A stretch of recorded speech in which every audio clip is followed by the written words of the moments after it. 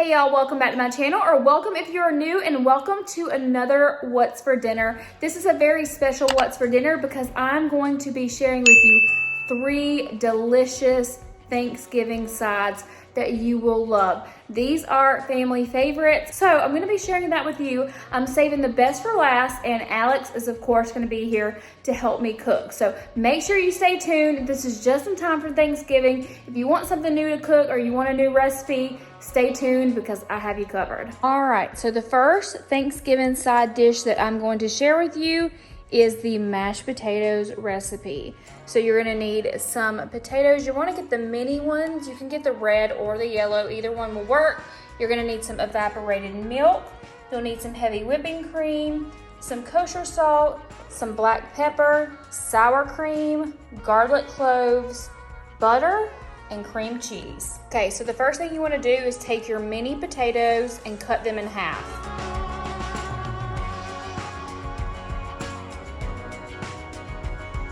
Okay, so once you have all of your potatoes in the pot and cut in half, you want to cover them with cold water. The water should be about 1 inch above the potatoes.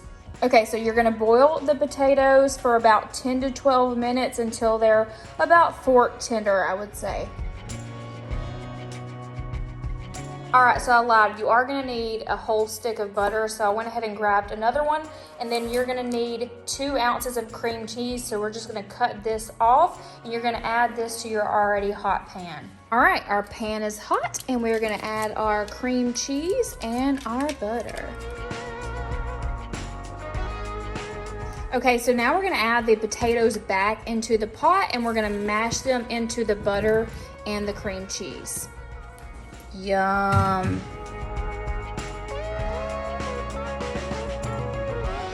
All right, we got that good and chopped up with our potato masher. Not really, this is my meat masher, but we couldn't find our potato mashers. You know, we're figuring it out.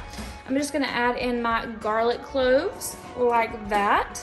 All right, next we're going to add about 1/2 cup of sour cream.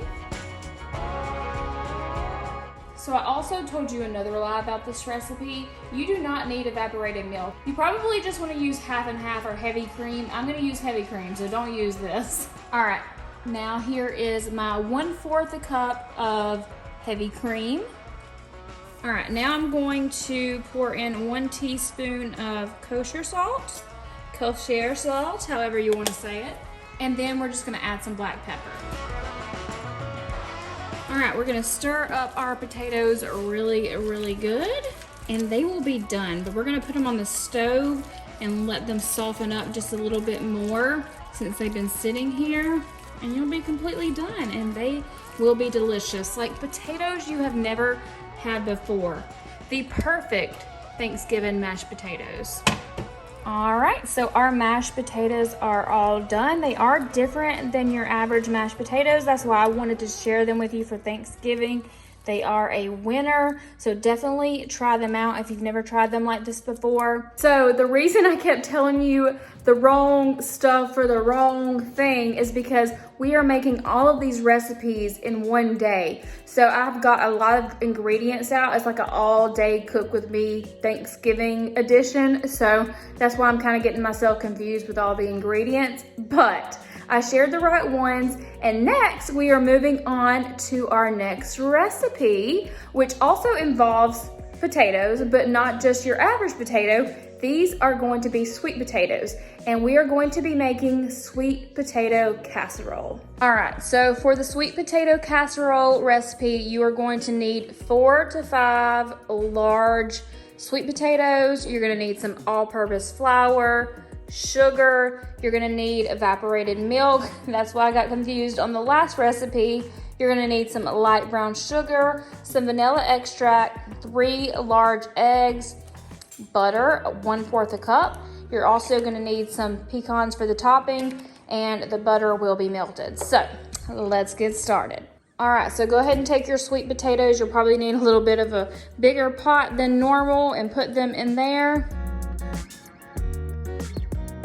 Okay, so you're gonna add your water to the pot. We did end up cutting off the ends But you're gonna add your water to the pot. You're not gonna cover them completely. You're gonna have a little bit still out of the water. You are going to boil these probably anywhere from like 25 to 40 minutes, just depending on how big your sweet potatoes are. And once they come to a boil, you want to turn it down to medium and just let them simmer the rest of the time. And I do want to add, just simmer them until they're about fork tender, because you don't want them to be mushy. All right, so once you've got all of your sweet potatoes peeled, you're going to place them in a large mixing bowl. Now we're going to go ahead and add our 3 eggs. And now I'm going to go ahead and add half a cup of evaporated milk.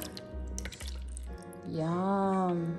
Then we're going to go ahead and add 1 teaspoon of vanilla extract. Okay, now you're going to add a half a cup of sugar. Ooh. And then you're going to add about a half a teaspoon of salt, but I'm just going to wing it and hope for the best. You see my sprinkling? Okay, we're good. And then next to your mixture, you're gonna add a 1/4 cup of butter melted. Okay, so now it is time to mash them. I'm gonna start and use my meat masher. Normally you would use a potato masher, but I can't find mine. And then most of the time you're gonna want to take like a hand mixer for 45 seconds and mash it the rest of the way. That way it gets nice and like creamy or whatever texture you like it. All right, so while Alex is mashing the sweet potatoes, I'm gonna go ahead and spray some non-stick cooking spray to our pan.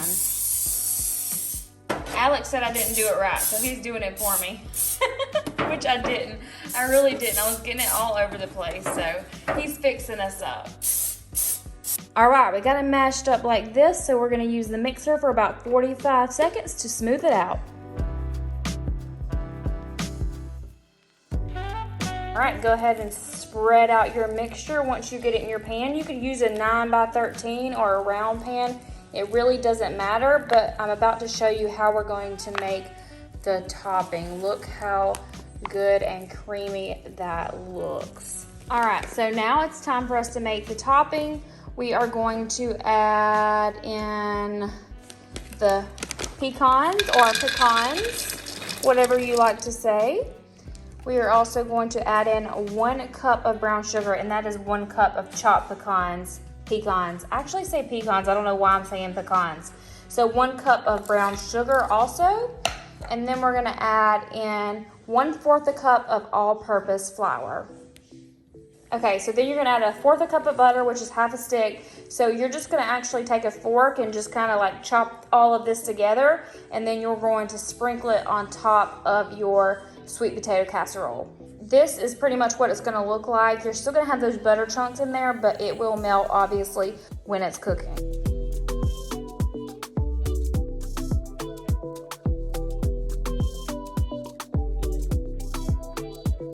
This looks like it's going to be delicious. All right, and there you have it, a sweet potato casserole. How delicious does that look? I would say pretty delicious. All right, this next recipe is my favorite recipe of them all, my favorite Thanksgiving recipe ever. You guys can probably, well, I don't know, it's changed over the years, but used to be my favorite Thanksgiving side dish ever, and it's macaroni and cheese. But this is not just any mac and cheese, this is Gangan's mac and cheese. And I'm telling you, me and Alex called her so many times a day trying to get this recipe, and we've made it plenty of times, but every time we forget. So I was like, please don't call Gangan back, we're bothering her. And she's like, you'll never bother me. She's so sweet. But this is Alex's grandmother's macaroni and cheese recipe that she makes like Christmas, Thanksgiving, whenever she has a get together, and it is so absolutely delicious. So you guys have to try it, and let's go ahead and get started on making it. All right, so for Gangan's baked mac and cheese, she told us we need 3 cans of evaporated milk. She uses the Carnation brand, but you can use off-brand if you want. You're gonna need about a half a stick of butter, sharp cheddar cheese. I don't know if we'll use this whole thing. A lot of times she said she plays it by ear, and I can understand that on mac and cheese. She also uses flour and elbow noodles. You guys have probably seen mac and cheese recipes that are very, very similar to this. I love using evaporated milk in mine as well, but there's just something about Gan Gan's recipe that just beats them all. Maybe it's just when she makes it. All right, of course, the first thing we have to do is boil the noodles. So I've got the water boiling.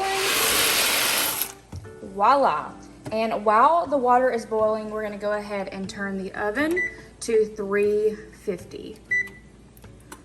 All right, Alex is gonna go ahead and shred the cheese for us while I'm starting on the other mixture, which is gonna be the flour and the evaporated milk.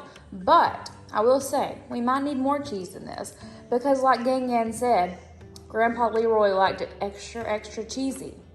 So we're gonna make it extra, extra cheesy.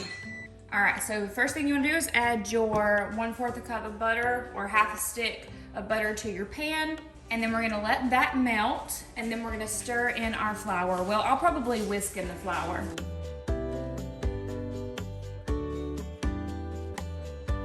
All right, next up, the butter's not all the way melted yet, but I'm gonna go ahead and add about 1/3 cup of flour and mix it in. Gan Gan is always making for a lot of people, of course. So we had to half her recipe. So basically, we're just gonna make it work for us and Alex's parents, because Alex's parents are like our neighbors. So we, of course, are gonna share the mac and cheese with them. All right, so now that we have our flour and butter mixture, I'm gonna add our 3 cans of evaporated milk. And Gan Gan told us on the phone, don't let it get clumpy. Sorry, Gan Gan.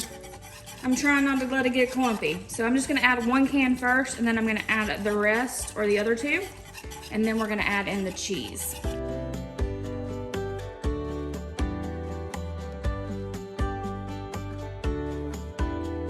Okay, so right now in here, Alex is whisking it up.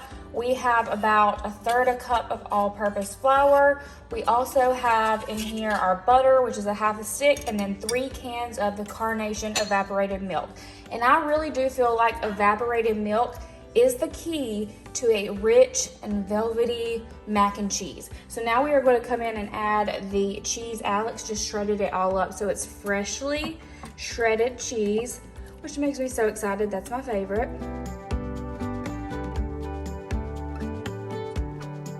All right, so now we are going to stir our mixture together, and this is going to be your cheese sauce. It looks like we are probably gonna have to add some more cheese, but I'm totally fine with that. Like I said, we have to make it extra cheesy. So we're gonna let this melt in here and add some extra cheese in just a second. All right, we're gonna pour in some more cheese. Now we had to use finely shredded that we already had on hand because that's all we had. So basically you are going to let this kind of cook on your stove and warm. I've got it on about medium high right now, but you're gonna do this and stir it until it thickens up. Gan Gan, check out this cheese sauce. Can you just see how thick and creamy it is? So yummy. And Alex says hello and we love you. So go ahead and pour your noodles into about whatever size pan you want. This is, I think, a 9 by 13. So we are making this in a pan that we can just throw away because we're sharing it with the fam. So look at all those yummy noodles. And now y'all know what time it is. Time for the cheese sauce. Oh my goodness, look how good that looks. Yes. Okay, so now we are going to mix all of the noodles in with the cheese.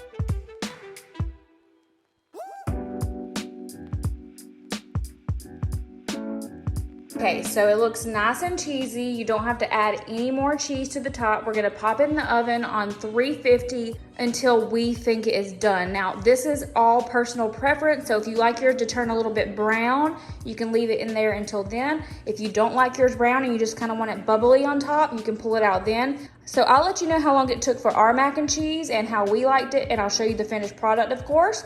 So we're gonna pop it in the oven now.